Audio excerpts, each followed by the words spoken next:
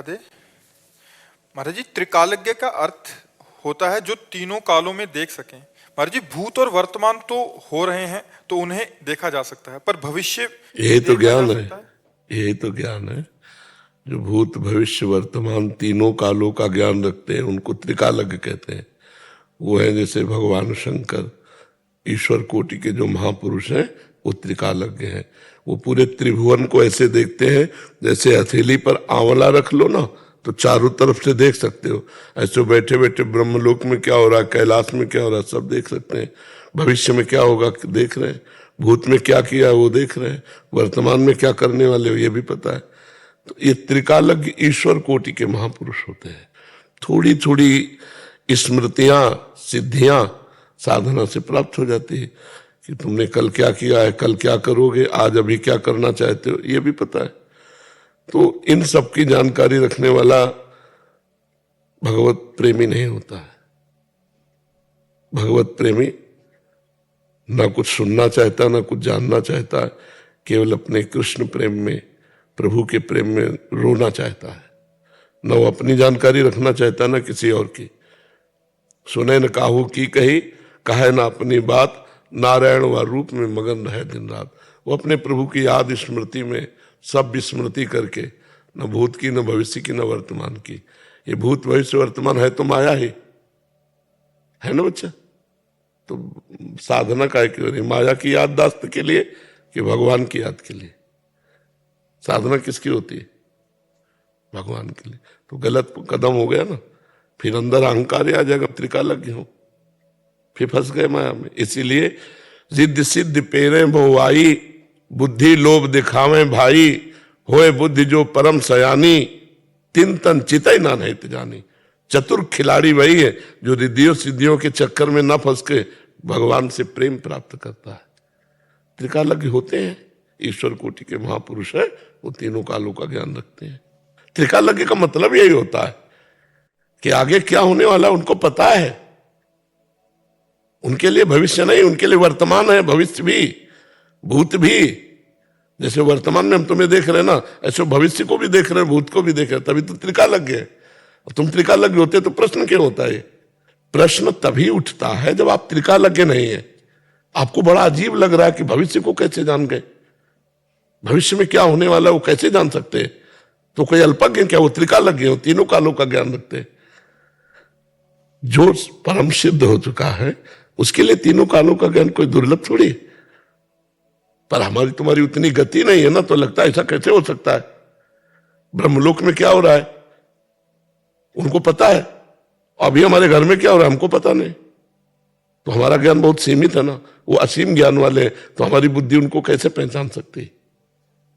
और इससे भी परे है कि प्रिया प्रीतम क्या कर रहे हैं। जो इन सिद्धियों का त्यागी है वो ये बात जानता है हमारे श्री कृष्ण इस समय कौन सी लीला कर रहे हैं। वो उसमें डूबा, कभी रुदन करता है, कभी हंसता है, कभी से। अब यहां बैठे बैठे उस निकुंज में क्या हो रहा है आप कहोगे क्या निकुंज, कौन सा निकुंज, कहां निकुंज? तो वहां गति नहीं तो कैसे जानोगे। हम लोग बहुत सीमित ज्ञान वाले हैं, भगवान बड़े असीम है। तो जब चित्त भगवान से जोड़ा जाता है तो असीम ज्ञान आने लगता है। तो कोई आश्चर्य की बात थोड़ी है। डॉक्टर शालू जी, लखनऊ से। राधे राधे महाराज जी। राधे राधे महाराज जी।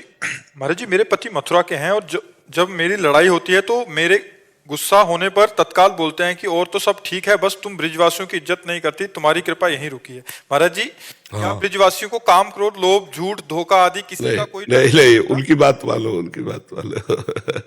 गुस्सा मत करो, उनको भगवान के पार्षद मानो, उनको प्यार करो। काहे को गुस्सा करते हो? मनुष्य जीवन गुस्सा करने के लिए मिला है क्या? मनुष्य जीवन प्रेम के लिए मिला है। और प्रेम होता है सामने वाले के सुख को देखना, अपने सुख को देखना स्वार्थ होता है। सामने वाले से अपने सुख की चाह करना काम होता है, राग होता है, मोह होता है, आसक्ति होती है। लेकिन प्रेम नहीं होता। प्रेम होता है जिससे हम प्रेम करते हैं उसको अनुकूलता देना, उसको सुख देना। समझ रहे ना? हमको मानना है कि मेरा पति मेरे लिए भगवान है, मैं और किसी भगवान को प्रसन्न नहीं करना चाहती, अपने प्रभु को प्रसन्न करना चाहती है जो पति रूप में है। अभी सारी समस्या का समाधान हो गया। नाराज क्यों हो? क्यों नाराज हो? वो हमारे आराध्य देव हैं, हम उनसे नाराज कैसे हो सकते हैं? हमको उनके अनुकूल होना है। वो नाराज है तो हमको वो चाल चलनी कि वो नाराज ना हो, वो हमसे प्रसन्न हो, अभी जीवन आनंदमय हो जाए। तो यहां प्यार का नाटक करते हैं अपने सुख के लिए, इसे काम कहते हैं, इसे प्यार नहीं कहते। प्रायः लोग प्यार का अर्थ काम ही ले रहे हैं। प्यार बहुत विशुद्ध वस्तु है। आप पति से प्यार कीजिए, पति पत्नी से प्यार कीजिए, उसमें कोई दोष नहीं है, भगवत स्वरूप मानकर कीजिए। एक दूसरे को अनुकूलता देना सीखे। आज हमारा समाज भ्रष्ट होता चला जा रहा है। पति पत्नी में विश्वास नहीं, माता पिता पुत्र परिवार में विश्वास नहीं। मतलब कैसे कैसे, तभी हम कह रहे हैं जो आज जो प्रथा चल रही है ये बहुत गलत, आगे रिजल्ट आएगा इसका। ये जो गर्लफ्रेंड बॉयफ्रेंड ये चल रहा है ना, बहुत गलत रिजल्ट आएगा। गृहस्थी बहुत संशय में फंस जाएगी, मतलब बहुत खतरे में फंस जाएगी। अब एक बॉयफ्रेंड ब्रेकअप, फिर बॉयफ्रेंड, फिर ब्रेकअप, ये क्या है? गर्लफ्रेंड ब्रेकअप, फिर गर्लफ्रेंड ब्रेकअप। तो पति से ब्रेकअप करने में कितने मिनट लगेंगे? पति को भगवान मान पाएगी वो बच्ची, या वो बच्चा अपना अर्धांग मान पाएगा पत्नी को? तो क्या गृहस्थी रह जाएगी वो, मतलब एक उपहास योग्य केवल जीवन रह जाएगा। अब पति पत्नी में नहीं बनती है तो वो गृहस्थी किस काम की? नहीं, एक दूसरे के लिए सहन किया जाए, एक दूसरे की बातों को अनुकूलता दी जाए, एक दूसरे जब हाथ मिलाया है तो पूरे जीवन भर निर्वाह किया जाए, तब तो गृहस्थी सफल है। हमें लगता है अपने पति में जिसने भगवान को नहीं देखा वो मंदिर में भगवान को कहां से ढूंढ लेगा? क्यों? जिसने अपनी पत्नी में भगवान को नहीं देखा कहां से वो भगवान को देख पाएगा? अरे भैया, भगवान अपने घर में ही है, यहां भी है, इस घर में भी है। यहां के भगवान को नहीं पहचाने तो बाहर चाहे जहां दौड़े आओ, शांति नहीं मिलेगी। शांति मिलेगी यहां के मंदिर के भगवान को पहचानो। तुम्हारे अंदर बैठे हैं, तुम्हारे पुत्र के अंदर बैठे हैं, तुम्हारी पत्नी के अंदर बैठे हैं, तुम्हारे जितने समाज है उसके अंदर बैठ। सिय राम में सब जग जानी, करो प्रणाम जोरी झुक। आज हमारे समाज में यही गड़बड़ी हो रही, आपस में तो गला काट रहे हो, मंदिर में जाके आरती कर रहे। जो मंदिर में बैठा है वही सबके शरीरों में भी तो बैठा है, उससे व्यवहार ठीक करो, नहीं वहां कुछ नहीं मिलने वाला। और सबसे व्यवहार ठीक किया तो मंदिर जाओ चाहे ना जाओ। नामदेव जी ने कुत्ते में भगवान को देख लिया था, नहीं देख लिया था? तो अगर हमारा भाव सही है तो कुत्ते में भी भगवान हम देख सकते हैं, और भाव सही नहीं तो मंदिर में भी भगवान को भी भगवान नहीं मानेंगे। देख लो ना जाके, साक्षात प्रभु बैठे हुए हैं। जो सर्वत्र भगवान देखने का भाव करेगा वही युमाम पश्यति सर्वत्र सर्वम च मयि पश्यति तस्याहम न प्रणश्यामि सच में न प्रणश्यति। तो आप क्षमाशील बनो और पति से प्रेम करो। प्रेम का मतलब होता है पति के अनुकूल चलना। महाराज जी, साधन वैराग्य सेवा कोई भाव नहीं है मेरे में, मेरा उद्धार कैसे हो? राधा राधा राधा, निरंतरता और अनन्यता कैसे महाराज जी? सब आ जाएगी। शुरू तो करो, कदम तो बढ़ाओ। एक गुरुजी ने एक शिष्य को टार्च दी, यमुना नहाने जा रहे तो टार्च बिल्कुल ऐसे दीपक सी जल रही थी। बोले गुरुजी एक कदम दिखाई देता? बोले बस एक कदम देख कर रखता जा, यात्रा पूरी हो जाएगी। हो जाएगी नहीं? अब तुम सोचो वहीं से सीधे यमुना जी प्रकाश मारे तो अपनी सखी से कह दीजिए महाराज जी, आपकी तो सखी है राधा जी, किशोरी जू। अरे वो आपके अंदर बैठे ही सुन रहे, आप बात करो ना उनसे, प्रार्थना करो, राधा नाम का फोन नंबर लगाओ और बात कर लो। राधा राधा राधा राधा सबके हृदय में बैठे हुए, वो यही तो हम भूल कर रहे हैं। हम सोचते हैं कि और कहीं भगवान मिलेंगे, यही बैठे सबके हृदय में बैठे हुए। अभी पांडे जी अहमदाबाद से। श्री रमेश महाराज जी। महाराज जी आपके चरणों में कोटि कोटि प्रणाम। महाराज जी, आपका दास एक शिक्षक के रूप में अपनी सेवा दे रहा है। मैं श्री जी की कृपा से 11वीं 12वीं कक्षा के बच्चों को पढ़ाता हूं और उन्हें पढ़ाई के साथ साथ सत्संग की सार बात बताता हूं, नाम जप करने की प्रेरणा देता हूं। पर महाराज जी, मैं स्वयं कई बार आपकी आज्ञा का उल्लंघन कर बैठता हूं। मुझे खुद कभी कभी कम उम्र में मिली कंचन और कीर्ति के प्रति आकर्षण और सुख बुद्धि हो जाता है। फिर मन में ये सलाह देता है कि तू चर्चा करना का अधिकारी ही नहीं है। तो महाराज जी, मेरा प्रश्न है, क्या श्री जी हमारे इन दोषों को क्षमा करती हैं? उत्तम बात है बच्चा कि हम दूसरे को जो उपदेश करते हैं पहले हमें अपने आचरणों में उतारना चाहिए। अगर हम अपने आचरणों में नहीं उतारते तो फिर इसी को तो पाखंड कहते हैं। तो ठीक नहीं रहेगा ना। हम पहले अपने आचरणों को ठीक करें तो अच्छा रहेगा।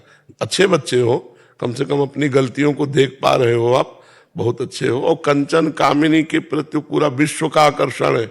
नाम जप के द्वारा, भजन के द्वारा हम इस आकर्षण पर विजय प्राप्त करेंगे। दिमाग से आकर्षण जाएगा नहीं जब तक भजन नहीं करोगे। ये छोटा मोटा आकर्षण थोड़े, ये ऋषि मुनियों को भी परास्त करता है। तुम तो अभी बच्चा हो, तो नाम जप करो और गंदी बातों को, जो तुम जानते हो कि गंदी बातें, वो मत करो।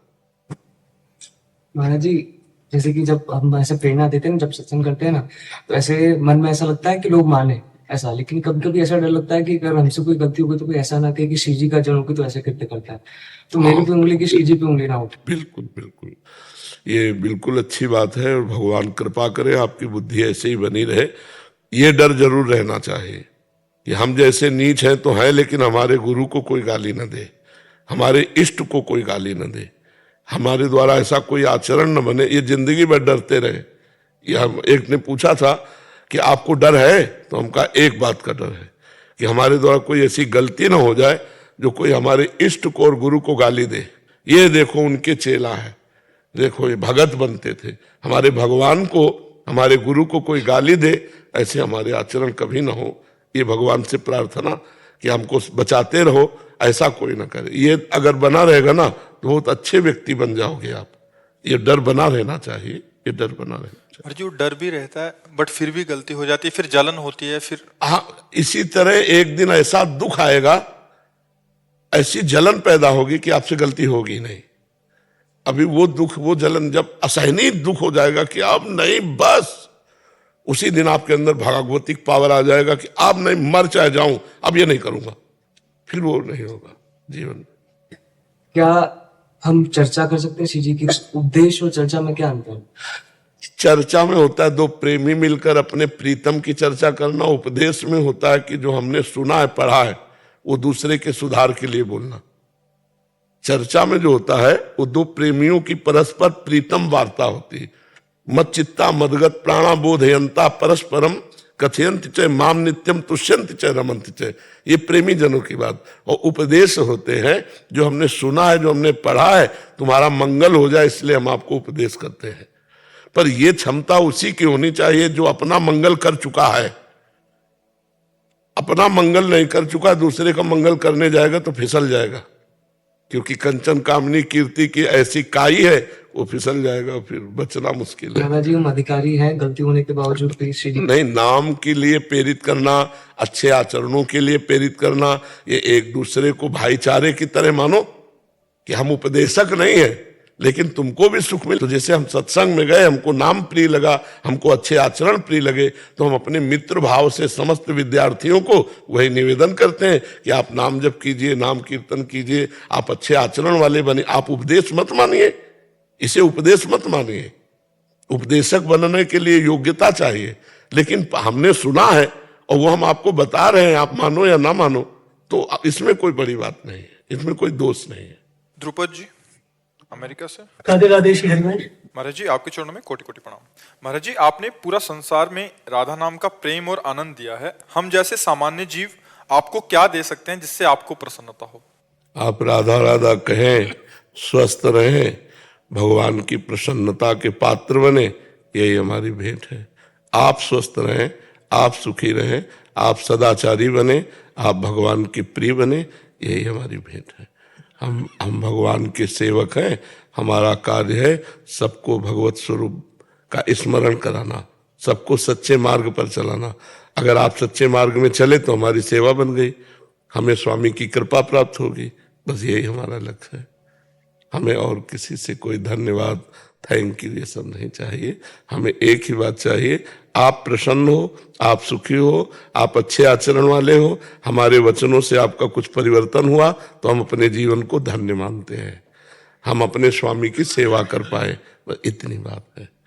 नहीं, सबका धन्यवाद एक ही जगह जाना चाहिए, भगवान के पास। उनका धन्यवाद है कि आपको वाणी सुनने को मिली, हमारे लिए उनका धन्यवाद है कि हमें सेवा दी। बस उनकी कृपा है तो ये हो रहा है। नहीं, लाख प्रवचन करो सामने कोई परिवर्तन नहीं होता, लाख प्रवचन सुनो अपना कोई परिवर्तन नहीं होता। इसमें मूल भगवान की कृपा है हमारे ऊपर भी और आपके ऊपर भी। तो दोनों भगवान की जय बोले और अच्छे मार्ग के पथिक बने। उत्सव सिंह जी, सुल्तानपुर। राधे राधे। राधा वल्लभ श्री हरिवंश महाराज जी। महाराज जी, साधक को अपने अहंकार से मुक्ति पाने के लिए क्या मार्ग अपनाना चाहिए? क्या बिना गुरु कृपा से अहंकार से मुक्ति संभव है? नहीं, एक सदगुरुदेव ही ऐसे है जो हमारे अहंकार को नष्ट कर सकते हैं, दूसरा कोई उपाय नहीं। हम जो भी करेंगे वो सब अहंकार पुष्ट होता चला जाएगा। हम मौन व्रत धारण करते हैं, ये मैं के आगे जो कुछ जुड़ता है वो सब मायाकृत होता है। शुद्ध में ब्रह्म स्वरूप है, वही ब्रह्म स्वरूप गुरुदेव हम पर शासन करें और हमको ये अनुभव हो जाए कि मेरा जीवन गुरु कृपा से चल रहा है। गुरु कृपा ही केवलम, मोक्ष मूलम गुरु कृपा। मेरे द्वारा जो भी साधन हो रहा है गुरु कृपा से हो रहा है, तो अहंकार शांत हो जाएगा। महापुरुषों की संगति, भगवत प्रेमी महात्माओं की संगति से ही अहंकार नष्ट होता है। तिनकी संगति रहत जाति कुल मद सब नंसय, संतत सेवक सदा भजत जे श्री हरिवंशय। जो प्रभु के भजन में निरंतर डूबे हुए हैं, ऐसे महापुरुषों के संग से अहंकार गलित हो जाता है। कहते हैं ना, जो ऊंट पहाड़ के नीचे जाता है तो अपनी उसकी लंबाई का अहंकार नष्ट हो जाता है। ये पहाड़ जैसे महापुरुष है, द्वंद्वों को जीत करके जो स्वरूप में स्थित है। तो हमारे छोटे मोटे साधनों का जब अहंकार होता है, इनके समीप पहुंचते हैं, वो सब चूर चूर हो जाता है। तो भगवत प्रेमी महात्मा सदगुरु का आश्रय ही अहंकार को नष्ट करता है। नहीं तो हर साधन अहंकार पुष्ट हो जाता है, हर साधन में अहंकार पुष्ट हो जाता है। सबसे बड़ी बात तो ये है ना, अहंकार बहुत सूक्ष्म वस्तु है और बड़ी ऊंचाई से है। संस्कृति मूल सूल प्रदनाना, सकल शोकदायक अभिमाना। ब्रह्म मूल प्रकृति, त्रिगुणात्मिका प्रकृति, महातत्व अहंकार, फिर पूरा सृजल है इसी से। तो बहुत नजदीक है ब्रह्म के ये अहंकार, और यही अहंकार नष्ट हो गया तो काम बन गया। भजन तभी माना जाएगा आपका परिपक्व हुआ जब देहाभिमान गलित हो जाए, देह भाव गलित हो जाए, व्यवहार शून्य जीवन, परमार्थ में जीवन, जिसका व्यवहार परमार्थ में हो गया है, भगवत स्वरूप जीवन। ये अहंकार रहित महापुरुष की स्थिति, जहां निर्माण अमोहा जित संग दोषा, अध्यात्म नित्या विनिवृत्त कामा, द्वंद्व विमुक्ता सुख दुख संगई, गच्छन्त मूढ़ा पद्मभ्यम तत्। जो मान रहित है, मोह रहित है, किसी भी संग का दोष जिसके ऊपर प्रभाव नहीं पड़ता, वस्तु व्यक्ति स्थान कोई अपना प्रभाव उसके ऊपर नहीं डाल सकते, वो असंगो हम पुरुषा की जिसे सिद्धि हो चुकी है। अध्यात्म नित्य, नित्य आत्म स्वरूप में स्थित है। विनिवृत्त कामा, समस्त कामनाएं से रहित हो चुका है।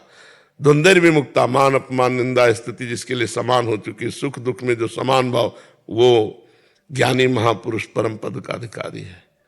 जो अमूढ़ है वो ज्ञानी महापुरुष परम पद का अधिकारी है। तो बिना गुरु कृपा के तो हमें लगता है कि अहंकार नष्ट होने का कोई उपाय ही नहीं है। और यही है संस्कृति का मूल। ये खत्म हो गया तो जीवन मुक्त हो गया, फिर क्या है? जो जीवन मुक्ति है, जो विदेह स्थिति है, वो इसी बात की तो है कि अहंकार गलित हो गया है, देहाभिमान गलित हो गया, वो विदेह मुक्त है। नाम जप करो और संतों का संग करो। स्वामी कृष्णानंद जी महाराज, आंध्र प्रदेश से।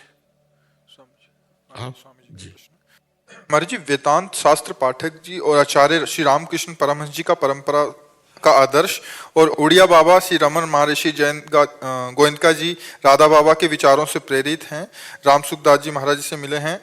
और महाराज जी, श्री रामकृष्ण महाराज जी के जो बोधन, जो पराभक्ति और जो आपकी राधा भक्ति, श्री मधुसूदन सरस्वती जी की कृष्णात् परम किमिति तत्म हम जाने, वेदांत में कह रहे हैं कि निर्विकारता और कठोरता है, सरसता पराभक्ति। निर्विकारता से रसो वै सहा, रसम ह्याम लब्ध्वा आनंदी भवतु।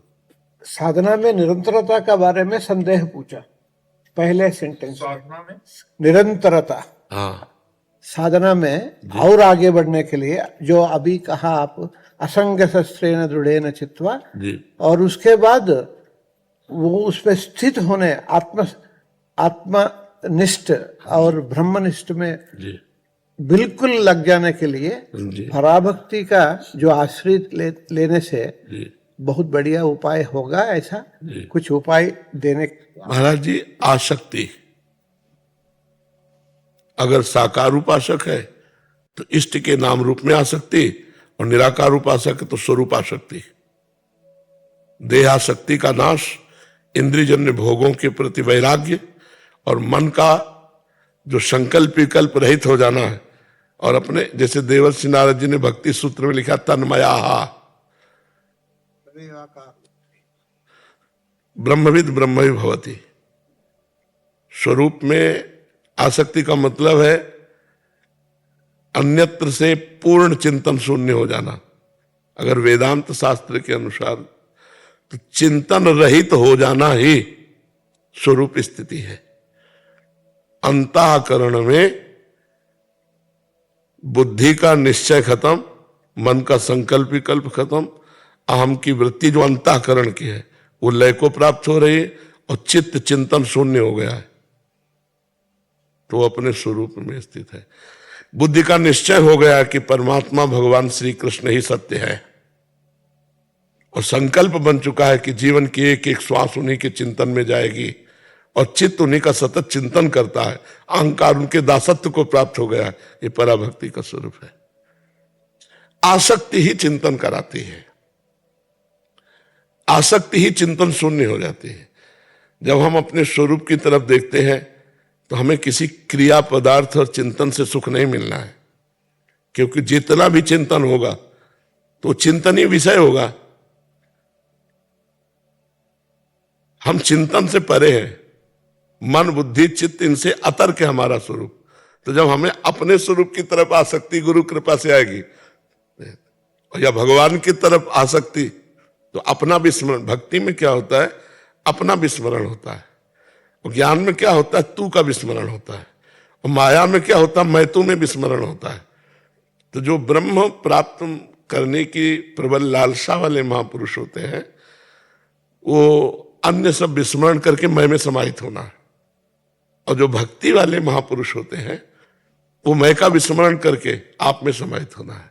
ब्रह्म नहीं, माया नहीं, नहीं जीव नहीं काल, अपनी ही सुदिना रही, अपनी ही सुदिना रही, एक रहो नंदलाल।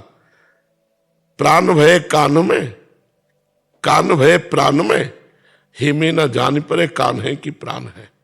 भक्ति की चरम अवस्था।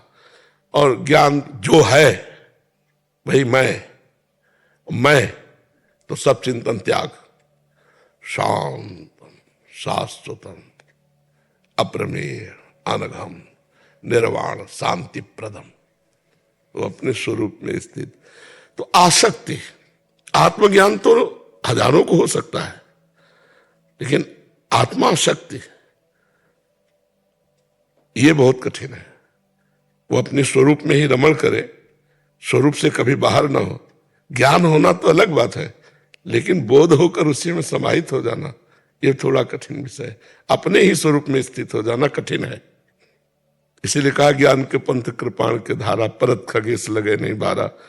क्योंकि देहाभिमान बहुत जन्मों से इतना पुष्ट हो गया है कि हम बातें ज्ञान की करेंगे, लेकिन स्थिति कहीं ना कहीं घूम करके अंतःकरण में ही आ जाती है, अंतःकरण धर्म में।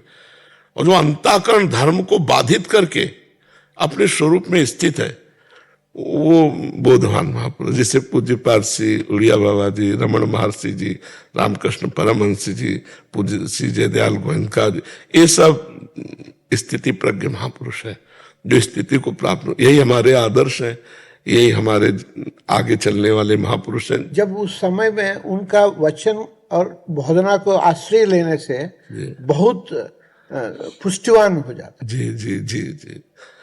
जीवन भर आदर्श पूज्यपाद श्री उड़िया बाबा जी के ही वचनों का रहा है। और आज भी सत्संग में चाहे 10 मिनट उनके वचन पर उनके, क्योंकि आज तक एक शब्द भी ऐसा नहीं हुआ जिसमें हमें संशय हुआ। पूज्य भाई जी, पूज्य जयदयाल गोविंदका जी, पूज्य श्री स्वामी राम सुखदास जी महाराज, ये सब बिल्कुल उज्जवल महापुरुष है, निर्मल। हाँ हाँ, निर्मल महापुरुष हमारी आत्मा ही है। आपको हर दिन सुनता हूँ, ऐसा लगता है वही इसी के रूप में हमको ब्लेसिंग करने के लिए आया है। जी जी वो सब महात्माओं का कृपा ही है। जी। कृपा ही केवलम, कृपा ही केवलम। निशा जी फरीदाबाद से। जय श्री हरिवंश। श्री हरिवंश महाराज जी, जीवन में जो भी होता है प्रारब्ध से निश्चित है, हमारा मन सोचता भी वही है, नेगेटिव या पॉजिटिव जो निश्चित है, तो फिर हम जब हमारे हाथ नहीं नहीं नहीं नहीं, किसका प्रश्न है? ऐसा नहीं कि वही सोचता है, नहीं नहीं, फिर मनुष्य जन्म में प्रधानता क्या रह गई? ये तो पशु के लिए है जैसा आपने लिखा है, ये अन्य योनियों के लिए है, मनुष्य योनि में नहीं। मनुष्य योनि में फल में प्रारब्ध अपना प्रभाव दिखाता है। पाप कर्म का फल दुख होता है और पुण्य कर्म का फल सुख होता है। पाप असफलता प्रदान करता है, पुण्य सफलता प्रदान करता है। लेकिन हमारी सोच जो है वो क्रियमाण भी है। केवल प्रारब्ध के अधीन होती तो क्रियमाण का कोई महत्व ही नहीं है। जैसे अन्य योनियों में क्रियमाण शब्द नहीं आता, क्रियमाण केवल मनुष्य शरीर में है। तो हमारे को छूट मिली है, हम गंदा सोच सकते हैं, हम अच्छा सोच सकते हैं, हम शुभ कर सकते हैं, हम अशुभ कर सकते हैं, हम शुभ अशुभ दोनों को मिटाने वाला कर्म कर सकते हैं। तो ऐसा नहीं है कि आप प्रारब्ध के अधीन होकर ही सोच रही है तो फिर क्रियमाण क्या रहा, फिर भगवत प्राप्ति करने का चांस कहां मिल सकता है? क्योंकि हम तो प्रारब्ध के अधीन सोचेंगे, जैसा प्रारब्ध होगा वैसा। प्रारब्ध से भगवत प्राप्ति होती नहीं, भगवत प्राप्ति तो पुरुषार्थ और कृपा से होती है। समझ पा रहे आप क्या कहना चाहती हैं आप? महाराज जी, जब जीवन में हमें हमेशा ये बताया जाता है कि हमारा कोई पूर्व जन्म का कर्म है जो हमारे साथ चल रहा है और आगे हमारी सारी क्रियाओं को अभी क्या कर रहे हो? अभी उसी को बैठे केवल याद करती रहोगी, अगला क्या कर्म आएगा? भजन कर, प्रारब्ध को विध्वंस कर दे, संचित को भस्म कर दे और क्रियमाण को निष्फल कर दे, भगवत प्राप्त हो जा, महासुख को प्राप्त हो जा। ये कायरों वाली बातें हमें कम अच्छी लगती है कि हमारे साथ कर्म लगा हुआ। अरे लगा हुआ है तो हम अविनाशी के बच्चे हैं, हम ऐसा भजन करेंगे कि हर चीज को विध्वंस करेंगे। अब भजन ना करो तब तो फिर सब कर्म के अवश्य में भोक्तव्यम कृतम कर्म शुभाशुभम। भजन, नाम जप करो, भगवान का चिंतन करो, संतों का संग करो, दूसरों को परोपकार करो। अभी देखो प्रारब्ध उज्जवल होने लगेगा। प्रारब्ध क्या है? हमारा किया हुआ कर्म पीछे का।